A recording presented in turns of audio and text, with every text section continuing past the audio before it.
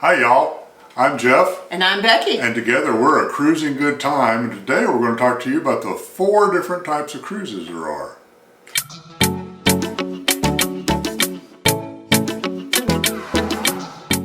The first type of cruise are beach cruises. These that go to the Caribbean, Mexico, Tahiti, Hawaii, etc.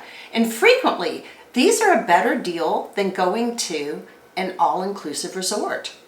Absolutely. There's so much competition in the Caribbean and so many ships there. You can find some real bargains for these beach type cruises just to get away from it. All right. So the second type of cruise is what we call the scenic cruises.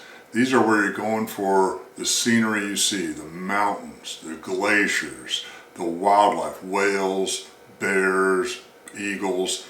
And you see these all in Alaska, Patagonia, and some other places like that where you're there for the scenery, just to take it all in. It's really spectacular, very grand type of journey.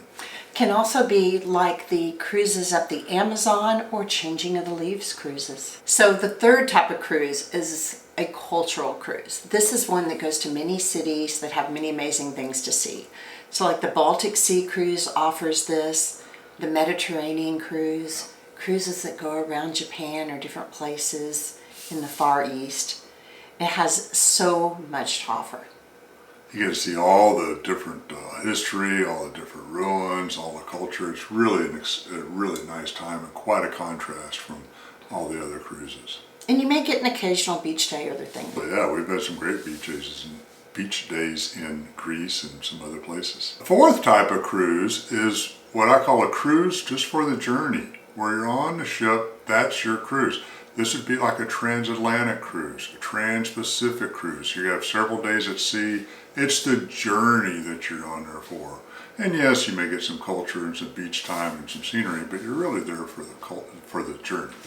Well, and for all the different fun things that happen aboard the cruise ship. Absolutely.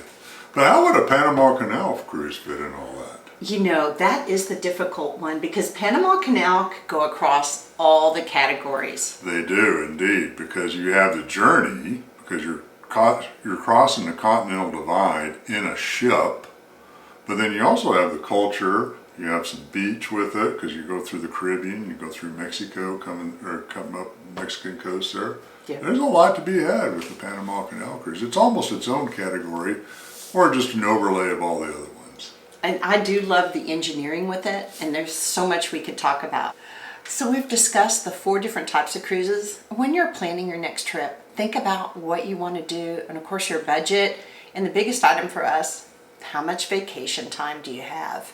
And select what's best for you and the group of you or your friends that are going on the cruise. Because like the beach trips tend to be shorter, those are usually 1 week or a week and a half, but the journey cruises, you're doing trans-Pacific, you can talk several weeks or months to do that sort of journey, so it takes quite a bit more vacation time. So if you enjoyed this video, please hit like and subscribe. We'll have many more to come. Thanks a lot.